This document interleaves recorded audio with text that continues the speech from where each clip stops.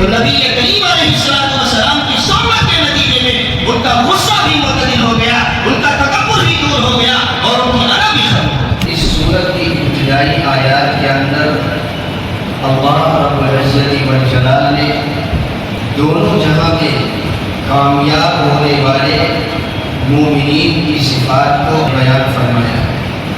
سب سے پہلی صفت یہ بیان فرمائی ہے کہ کامیاب ایمان والے وہ ہیں جو اپنی نمازوں میں خشوع اختیار کرتے ہیں۔ الذین هم فی صلاتهم خاشعون۔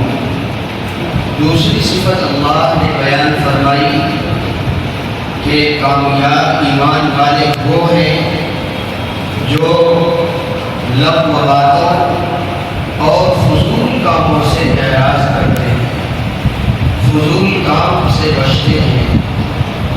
اور تیسرے نمبر پر اللہ نے ایمان والوں کی صفت بیان فرمائی والذین هم للزکاۃ فاعلون۔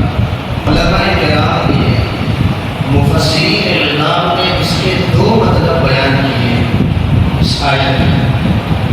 ایک مطلب تو وہ ہے جو آپ کے سامنے سے پہلے رکھ چکا کہ جو لوگ زکوٰۃ ادا کرتے ہیں تو زکوٰۃ کا جو ظاہری مفہوم ہے اسی کو لے کر بعض مفسرین نے وضاحت کی ہے کہ جو زکوٰۃ جس پر واجب ہے اور وہ زکوٰۃ کو ادا کرنے والے ہیں۔ اور دوسرا مطلب حضرات مفسرین نے یہ بیان کیا کہ جو لوگ اپنے نفس کا تزکیہ کرنے والے ہیں، جو لوگ اپنے دلوں کو پاک صاف کرنے والے ہیں، تزکیہ کرنے والے ہیں، یہ مطلب دوسرا بیان کیا حضرات مفسرین نے۔ اسی پر آج گفتگو کرنی ہے۔ بزرگوں اور دوستوں، تزکیہ نفس انسان کے لیے اسی طرح ضروری ہے جس طرح ظاہری اعمال ضروری ہے۔ جس طرح ہم نماز پڑھتے ہیں، روزہ رکھتے ہیں، خیر خیرات کرتے ہیں، اسی طرح نفس کا تزکیہ ضروری ہے۔ یہ تزکیہ کیا بلا ہے آگے میں اس کی وضاحت کروں گا۔ تو نفس کا تزکیہ کرنے کا اللہ نے حکم دیا اور بیان فرمایا کہ جو ایمان والے کامیاب ہیں وہ ہیں جو اپنے نفس کا تزکیہ کرتے ہیں اور اپنے اخلاق کو پاک صاف کرتے ہیں، اپنے دلوں کو پاک صاف کرتے ہیں۔ یہ ہے نفس کا تزکیہ۔ اس کی بڑی اہمیت ہے۔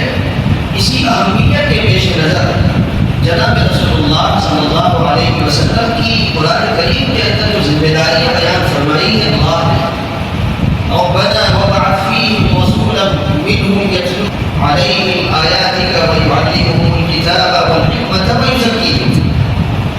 اس آیت کے اندر اللہ نے نبی کریم علیہ السلام کی 4 ذمہ داریاں بیان فرمائی ہیں۔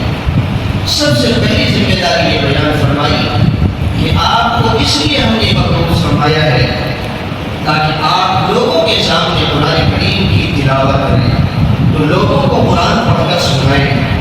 دوسری ذمہ داری اللہ نے بیان فرمائی کہ ہم نے اس لیے آپ کو دنیا میں بھیجا ہے تاکہ آپ لوگوں کو قرآنی تعلیمات دیں، قرآن کے احکام سکھائیں، کیونکہ ہر کس و ناقص کے بس کا نہیں ہے کہ قرآن کو خود سے وہ سمجھیں۔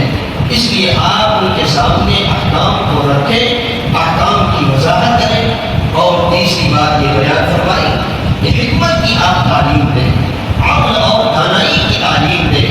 اس کے بعد 3 ذمہ داریوں کو بیان فرمانے کے بعد اللہ نے 4تھی ذمہ داری بیان فرمائی وَيُزَكِّيهِمْ۔ اللہ نے صرف 3 ذمہ داریوں پر اکتفا نہیں فرمایا، قرآن پڑھ کر سنا دیا، لوگوں کو احکام سکھا دیا، لوگوں کو حکمت و دانائی کی تعلیم دے دی، یہی پر اللہ نے بس نہیں فرمایا بلکہ 4تھی ذمہ داری بھی اللہ نے بیان فرمائی کہ صرف یہ ظاہری تعلیم، صرف یہ سیکھنا سکھانا کافی نہیں ہے بلکہ ٹریننگ بھی ضروری ہے۔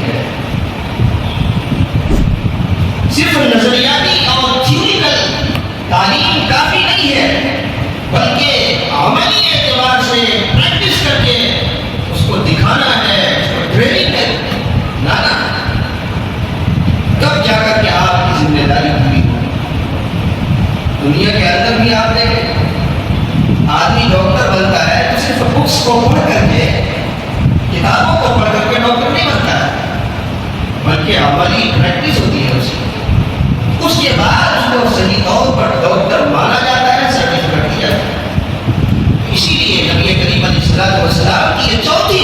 تعلیم بیان فرمائی کہ آپ کو عملی تربیت کرنا ہے. اسی سے اہمیت کا اندازہ ہوتا ہے کہ تزکیہ نفس کتنا اہم ہے. اور دوسری بات یہ ہے کہ تزکیہ نفس اس لیے بھی ضروری ہے کہ انسان کے جتنے بھی اعمال صادر ہوتے ہیں ان سب اعمال کا تعلق دل سے ہے. دل سے ہے. تزکیہ نفس کا مطلب یہ ہے دل کو پاک کرنا، اخلاق کو درست کرنا، پاکی کرنا. تو جو بھی اعمال انسان کے صادر ہوتے ہیں، چاہے اچھے اعمال ہوں، چاہے برے اعمال ہوں، صالح اعمال ہوں، نیک اعمال ہوں یا برے اعمال ہوں، سارے اعمال کا سرچشمہ اور سارے اعمال کی بنیاد یہ دل ہے. دل ہی کے اعتبار سے اعمال کا فیصلہ ہوتا ہے. انسان اعمال کرتا ہے. اس دل کے اندر اللہ نے ایسی قوت رکھی ہے کہ جس کی وجہ سے انسان اچھی چیزوں کی خواہش کرتا ہے، بری چیز کی بھی خواہش کرتا ہے. اچھے جذبات بھی پیدا ہوتے ہیں، برے جذبات بھی اس کے اندر جنم لیتے ہیں. اچھے خیالات بھی آتے ہیں، برے خیالات بھی آتے ہیں. نیک ارادے بھی ہوتے ہیں اور برے ارادے بھی ہوتے ہیں اس دل کے اندر. تو ان برے ارادوں اور ان بری خواہشات اور ان برے جذبات اور خیالات کو دور کرنے کا نام ہی تزکیہ نفس ہے. دل کی صفائی ہے، اخلاق کو پاکیزہ اور عمدہ اور بہتر بنانا ہے. اسی لیے نبی کریم علیہ الصلوۃ والسلام نے اس کی اہمیت کو حدیث پاک میں بیان کرتے ہوئے فرمایا: الا سن لو مسلمانوں، ان فی الجسد مضغۃ اذا صلحت صلح الجسد كله واذا فسدت فسد الجسد كله. انسان کے جسم میں ایک گوشت کا لوتھڑا ہے. اگر وہ گوشت کا ٹکڑا، اگر گوشت کا وہ لوتھڑا ٹھیک رہے تو پورا جسم ٹھیک رہتا ہے. لیکن اگر وہ خراب ہو جائے تو پورا جسم خراب ہو جاتا ہے. الا وہی القلب، وہ دل ہے. ظاہری اعتبار سے بھی دیکھیے، اگر انسان کا دل ٹھیک رہتا ہے تو انسان کے اعضاء بھی ٹھیک رہتے ہیں. اگر انسان کا دل خراب ہو جائے تو پھر انسان کے سارے اعضاء خراب ہو جائے گا، بلکہ زندگی ہی وہی ختم ہو جائے گی. تو دل کی اتنی اہمیت ہے، جسم کے سارے اعضاء کا مدار اس دل پر ہے. اگر دل خراب تو زندگی ہی ختم ہو جائے گی، سارے اعضاء خراب ہو جائیں گے.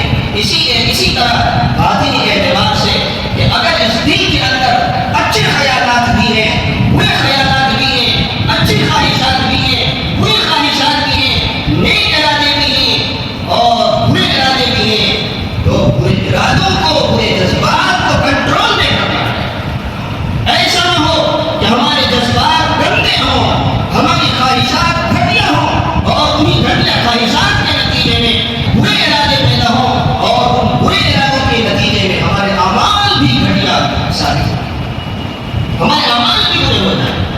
کیونکہ دل اگر صحیح ہے تو عمل صحیح ہے. دل کے اندر ذرہ برابر بھی اگر برائی آ گئی تو عمل بیکار ہے. آپ مثال سے سمجھیے اس کو.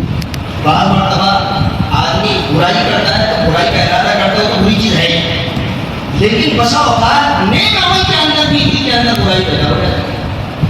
ہم نماز پڑھنے آئے ہیں، اس لیے پڑھنے آئے ہیں، اللہ نے حکم دیا ہے، اللہ نے ہمیں حکم فرمایا ہے، اس لیے نماز پڑھ رہے ہیں. تو اگر اللہ کو راضی کرنا، اللہ کو خوش کرنا مقصود ہو تب تو یہ عمل ہمارا معتبر ہے. لیکن اگر دل کے اندر ذرا بھی کھوٹ آ گئی، ذرا بھی برائی آ گئی اور دل کے اندر یہ ارادہ ہو گیا ہم نماز اس لیے پڑھنے جا رہے ہیں، یہ ٹوپی، یہ کرتا، یہ پاجامہ، یہ امامہ اور یہ سادہ لباس اس لیے ہے، یہ مسجد میں حاضر ہونا اس لیے ہے تاکہ لوگ ہمیں نمازی سمجھیں، لوگ ہمیں بزرگ سمجھیں، لوگ ہمیں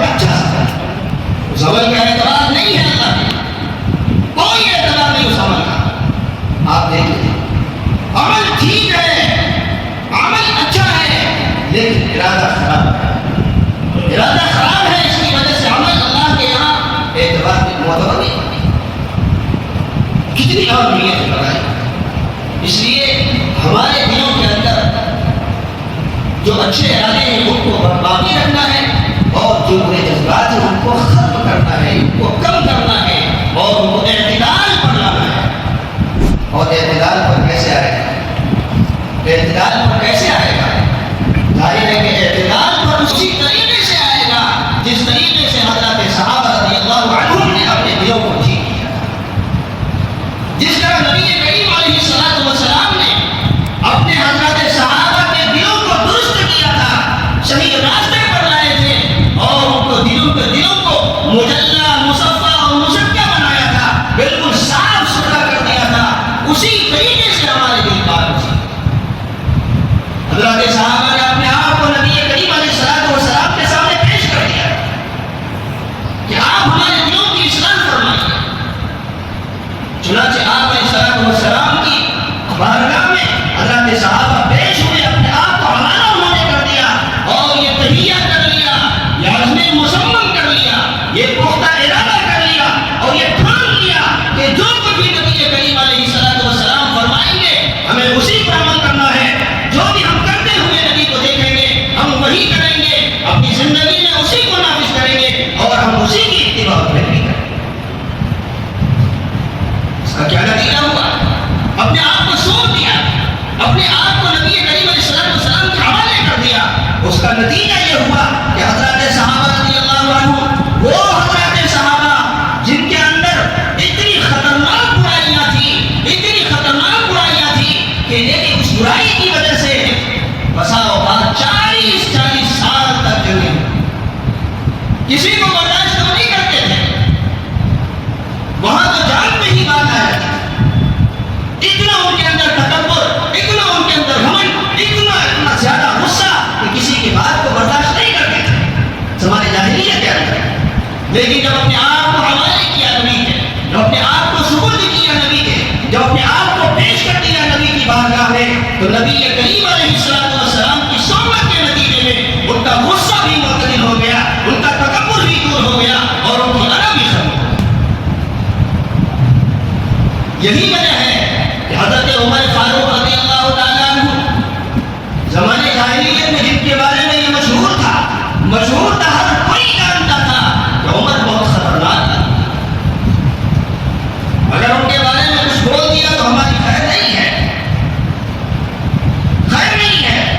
اسی غصے کی وجہ سے نبی کو قتل کرنے چلے تھے، لیکن قرآن کی آیات کو سن کر اور قرآن کی برکت سے وہ اسلام کے دامن میں آ گئے۔ پھر حضور علیہ الصلوۃ والسلام کے سامنے پیش ہوئے اور اپنی زندگی نچھاور کر دی، اپنی جان کو نچھاور کر دیا۔ اسی کے نتیجے میں وہ غصہ بھی ختم ہو گیا جو زمانے جاہلیت میں تھا، وہ تکبر بھی ختم ہو گیا جو زمانے جاہلیت میں تھا، وہ اپنی انا بھی ختم ہو گئی جو زمانے جاہلیت میں تھا۔ اسی وجہ سے جب حضرت عمر فاروق رضی اللہ تعالیٰ عنہ ممبر پر کھڑے ہوتے ہیں بیان کرنے کے لیے، بیچ میں سوال کیا کہ صحابہ سے، تو ان میں سے ایک ادنا سے صحابی، ایک ادنا سے دیہاتی آدمی صحابی رسول کھڑے ہوتے ہیں کہ عمر یاد رکھو اگر تم ٹیڑھے چلے تو ہم سیدھا کر دیں گے۔ ایک ادنا سا آدمی، ان کی رعایا کا، ان کی حکومت کا ادنا سا آدمی کہہ رہا ہے کہ عمر یاد رکھو، للکار کر کہہ رہے ہیں عمر یاد رکھو اگر تم ٹیڑھے چلے تو ہم سیدھا کر دیں گے۔ کس سے کہہ رہے ہیں؟ کس سے کہہ رہے ہیں؟ وقت کے خلیفہ سے، وقت کے امیر المؤمنین سے، جن کی حکومت آج ہی دنیا پر تھا، ان سے کہہ رہے ہیں۔ لیکن حضرت عمر رضی اللہ تعالیٰ ذرا بھی غصہ نہیں ہوئی، بلکہ حضرت عمر رضی اللہ تعالیٰ عنہ نے اللہ کا شکر ادا کیا کہ اللہ میری رعایا میں ایسے بھی لوگ موجود ہیں جو مجھے سیدھا کر سکتے ہیں، میری غلطی پر تنبیہ کر سکتے ہیں اور مجھے صحیح راستہ دکھا سکتے ہیں۔ اس پر اللہ کا شکر ادا کیا۔ کہاں گئے وہ عمر جو نبی کو قتل کرنے چلے تھے غصے کی وجہ سے، اور کہاں گئے وہ عمر جن کے نام سے ہی لوگ ڈرتے تھے، بڑے بڑے پہلوان کام جاتے تھے جن کے نام کو سن کر، اس لیے کہ وہ بڑا جوہجلالی آدمی ہے، بڑا غصے والا آدمی ہے، اگر ان کے بارے میں کچھ بھی بول دیا تو ہماری خیر نہیں۔ کہاں چلے گئے عمر؟ یہ کس کی برکت کا نتیجہ تھا دوستوں؟ یہ نبی کریم علیہ الصلوۃ والسلام کی صحبت کا نتیجہ تھا۔ آپ علیہ الصلوۃ والسلام نے حضرت صحابہ کو بالکل بندر بنا دیا تھا، ہیرا بنا دیا تھا۔ ایسے ہی حضرت عمر کے بارے میں ہے کہ ایک مرتبہ مسجد نبوی میں تشریف لائے، دیکھا کہ پردہ ایسے بارش ہو رہی تھی، اور پرنالہ ٹپک رہا تھا، اوپر سب سے پانی جو گرتا ہے اس راستے سے، تو دیکھا کہ اس پرنالے سے مسجد نبوی کے اندر پانی گر رہا۔ حضرت عمر فاروق رضی اللہ تعالیٰ عنہ نے پوچھا کہ یہ گھر، اس گھر سے پانی آ رہا ہے، اس کو پرنالے کو ہٹا دو، اور پھر پوچھے یہ گھر کس کا ہے؟ کہا حضرت عباس کا رضی اللہ عنہ۔ کہا کہ مسجد میں کسی دوسرے کے گھر کا پانی گرنا صحیح نہیں ہے، اور مسجد کسی کی جاگیر اور ملکیت نہیں ہے، کوئی بھی ہو۔ حضرت عباس رضی اللہ تعالیٰ عنہ آپ کے چچا تھے، تو فرمایا کسی کی جاگیر اور ملکیت نہیں ہے، کسی کا بھی ہوگا، اس پرنالے کو ہٹا دو۔ چنانچہ حضرت عمر رضی اللہ تعالیٰ عنہ نے یہ کہہ کر کے فتویٰ دیا۔ حضرت عباس رضی اللہ تعالیٰ عنہ آئے بعد میں اور انہوں نے دیکھا کہ یہ ہو گیا۔ امیر المومنین کی خدمت میں حاضر ہوئے اور عرض کیا، امیر المومنین آپ نے ہمارے گھر کا پرنالہ توڑوا دیا، کیا کیا؟ کون سا قصور کیا؟ ہم نے تو صحیح کام کیا ہے۔ مسجد میں کسی کے گھر کا پرنالہ بہنا تو ٹھیک نہیں ہے، غلط ہے، یہ جائز نہیں ہے، تو اس لیے ہم نے ہٹوا دیا۔ تاکہ آپ کو پتا ہے یہ جو پرنالہ ہم نے لگوایا تھا گھر پر، یہ نبی کریم علیہ السلام کی اجازت سے، آپ علیہ السلام نے ہمیں اجازت دی تھی، آپ صلی اللہ علیہ وسلم نے اپنی حیات مبارکہ میں تب ہم نے یہ پرنالہ لگوایا تھا۔ حضرت عمر رضی اللہ تعالیٰ عنہ یہ سن کر ان کے بدن پر کبکبی طاری ہو گئی۔ جب نبی کی بات کو سنا انہوں نے، تو حضرت عمر رضی اللہ تعالیٰ عنہ تھوڑی دیر کے لیے سمجھ گئے، ان پر سناٹا طاری ہو گیا اور بالکل ہچکچا کے کیا ہو گیا، اللہ یہ کیا ہو گیا مجھ سے؟ انہوں نے پوچھا حضرت عمر نے، کیا عباس یہ بتاؤ کیا واقعی آپ علیہ السلام کی اجازت سے آپ نے یہ پرنالہ لگوایا تھا؟ ہاں، اللہ کے نبی نے ہمیں اجازت دی تھی تب یہ پرنالہ ہم نے لگوایا تھا۔ تو حضرت عمر رضی اللہ تعالیٰ عنہ دیکھیے کہاں گیا وہ غصہ، کہاں گئی ان کی علانیت، کہاں گیا ان کا تکبر۔ حضرت عمر کہتے ہیں کہ عباس میں بیٹھتا ہوں اور میری پیٹھ پر تم کھڑے ہو کر کے یہ پرنالہ لگوا، میری پیٹھ پر، میری کمر پر کھڑے ہو کر کے ابھی پرنالہ لگواؤ۔ حضرت عباس کہتے ہیں کہ نہیں حضور، امیر المومنین اس کی ضرورت نہیں ہے، آپ نے اجازت دے دی، یہ اجازت کافی ہے، ہم کسی سے لگوا لیں گے۔ حضرت عمر نے کہا نہیں، ایسا نہیں ہو سکتا، حضور علیہ السلام کی اجازت کی ہم نے مخالفت کی ہے، ہمارے دل کو اس وقت سکون آئے گا، ہمارے دل کو اس وقت چین آئے گا جب یہ پرنالہ لگ جائے گا۔ چنانچہ اسی وقت حضرت عمر رضی اللہ عنہ بچے اس طرح بیٹھتے ہیں، اس طرح ہاتھ پر، اس طرح بیٹھ کر کے پھر بیڑ پر چڑھ کر کے اسی وقت آپ اور یہ کس کی برکت کا نتیجہ تھا؟ نبی کریم علیہ السلام کی صحبت کا نتیجہ تھا۔ جب انہوں نے اپنے آپ کو پیش کر دیا، اپنے آپ کو حوالے کر دیا نبی کے، تو آپ کی صحبت کے نتیجے میں ان کا دل بالکل ٹھیک ہو گیا، ان کا دل معتدل ہو گیا، ان کا دل مجلہ ہو گیا، ان کا دل مصفہ ہو گیا، ان کا دل دھل گیا اور پاک صاف ہو گیا۔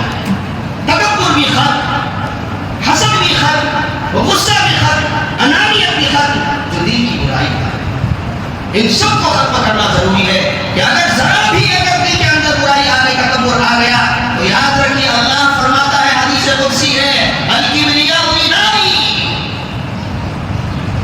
والعظمۃ ازاری فمن ینازعنی فیہ عذبتہ، کہ اگر کوئی کہ یہ جو تکبر ہے، بڑائی ہے، یہ ہماری چادر ہے، یہ ہماری صفت ہے، ہماری خاصیت ہے، اگر کوئی اس میں مخالفت کرتا ہے، اگر کوئی اس میں لڑنے کی جھگڑنے کی کوشش کرتا ہے اور اپنے اندر اس کو سمجھنے کی کوشش کرتا ہے، تو یاد رکھو میں اس کا ہاتھ پاؤں دوں گا، اللہ فرماتا ہے میں اس کو سخت سزا دوں گا۔ تکبر اللہ کی صفت ہے۔ اگر کوئی یہ سمجھتا ہے کہ میں بڑا ہوں، یہ چھوٹا ہے، میں بڑا پیسے والا ہوں، بڑا بنگلے والا ہوں، یہ تو ٹھیلی لگانے والا ہے، یہ تو سڑک کے کنارے بیچنے والا ہے ٹھیلی لگا کر، یہ چھوٹا آدمی ہے، ہم بڑے ہیں، یاد رکھیے یہی تکبر ہے، اور تکبر اللہ کو پسند نہیں۔ اگر کوئی یہ کرنے کی کوشش کرتا ہے، اپنے آپ کو بڑا سمجھنے کی کوشش کرتا ہے، اس کا مطلب ہے اللہ کی صفت کو چھین رہا ہے، اللہ کی صفت میں وہ شریک کر رہا ہے اپنے آپ کو۔ ظاہر ہے کہ اللہ تعالیٰ شرک کو ذرا بھی برداشت نہیں کرتا، ذرا سے بھی شرک کو اللہ برداشت نہیں کرتا۔ اسی طرح حسد کی بیماری ہے کہ حسد کی وجہ سے انسان کے سارے اعمال ضائع ہو جاتے ہیں۔ ان الحسد یاکل الحسنات کما تاکل النار نبی کریم علیہ الصلوۃ والسلام فرماتے ہیں کہ حسد کی وجہ سے نیکیاں سب ضائع ہو جاتی ہیں. جس طرح آگ لکڑی کو جلا کر خاک کر دیتی ہے، ایسے ہی حسد کی وجہ سے انسان کے کیے ہوئے اعمال بیکار ہو جاتے ہیں. اس پر میں پہلے بیان کر چکا ہوں. بہرحال کسی اللہ والے کی صحبت میں رہ کر ہم اپنے اعمال کی اصلاح کریں، ہم اپنے دلوں کو مزکہ کریں، ہم اپنے دلوں کو پاک صاف کریں اور کسی اللہ والے کے ہاتھ میں ہاتھ رکھ کر اپنی زندگی کو سنواریں. یہ مطلوب ہے اس آیت کریمہ سے، والذین هم للزکاۃ فاعلون سے. آپ کہیں گے پہلے کی طرح بزرگ رہ گیا، کس کے حال میں؟ جس بزرگ کے بارے میں سنتے ہیں ان کے بارے میں کوئی کچھ بولتا ہے، کوئی کچھ بولتا ہے، تو ایسے ویسے، تو کیسے ان کے ہاتھ میں ہاتھ رکھے ہوئے؟ وہ بھی تو ہماری طرح بکواس کرتے ہیں، اس طرح پیغام دیتے ہیں لوگوں کو اور دھوم رچاتے ہیں. کس کے حال میں؟ کوئی نہیں، سبھی برباد ہے، کوئی اللہ والا ہی نہیں. جبکہ قرآن شہادت دے رہا ہے کہ نہیں، اللہ والا صرف نبی کریم علیہ السلام کے زمانے تک محدود نہیں بلکہ قیامت تک رہیں گے. اللہ والا قیامت تک رہیں گے. کیسے؟ اللہ فرماتا ہے یا ایھا الذین آمنوا اتقوا اللہ وکونوا مع الصادقین. اللہ ایمان والو تقوی اختیار کرو اور بزرگوں کے ساتھ رہو، بزرگوں کی صحبت اختیار کرو. معلوم ہوا کہ اللہ والے باقی رہیں گے قیامت تک. جیسے بھی ہے وہ کہا کہ جیسے روح ویسے ہی فرشتے. ہماری روح جس طرح ہوگی ویسے ہی فرشتے آئیں گے ہماری موت نکال، ہماری روح نکالنے کے لیے. تو کہاں ابھی زمانے میں جنید بغدادی، کہاں حضرت پیر ذوالفقار صاحب، کہاں معروف کرخی معین الدین چشتی ہے، جنید بغدادی ہے، معروف کرخی ہے. یہ سارے بزرگان کی وجہ سے اس ہندوستان کے اندر اسلام پھیلا ہے. تو کیا اس طرح کے بزرگ آپ نہیں ہیں؟ اگر اس طرح ڈھونڈیں گے پھر تو ہم بدماشی رہیں گے پڑیں گے. تو اس لیے جیسے مل رہے ہیں ہمارے اس وقت کے اللہ والے، ان سے صحیح عقیدت رکھ کر کے، ان سے محبت رکھ کر کے ان کے حوالے اپنے آپ کو کر دیں. وہ جو کہیں، وہ جو بتائیں، ان کے مطابق عمل کریں. انشاءاللہ ہمارے دل پاک اور صاف ہو جائیں گے. کون کیا کہہ رہا ہے اس کی طرف ہمیں توجہ نہیں کرنا ہے. اس بزرگ کے بارے میں کون کیا کہہ رہا ہے اس کو اگنور کرنا ہے، اس کو اس سے اعراض کرنا ہے، اس کی طرف توجہ نہیں دینا ہے. بس ہمیں وہ جو صحیح بات بتا رہے ہیں بزرگ، ان کے مطابق ہمیں عمل کرنا ہے. تو انشاءاللہ ہمارے دل پاک صاف ہو جائیں گے. جب ہمارے دل پاک صاف ہو جائیں گے پھر اللہ کا وعدہ ہم سامنے دیں گے. قد افلح المؤمنون الذين هم في صلاتهم خاشعون والذين هم عن اللغو معرضون والذين هم للزكاة فاعلون. ہم جب صاف کر لیں گے تو دنیا میں بھی کامیابی کا وعدہ ہے اور آخرت میں بھی کامیابی کا وعدہ ہے. اللہ تعالیٰ ہم سب کو عمل کی توفیق عطا فرمائے.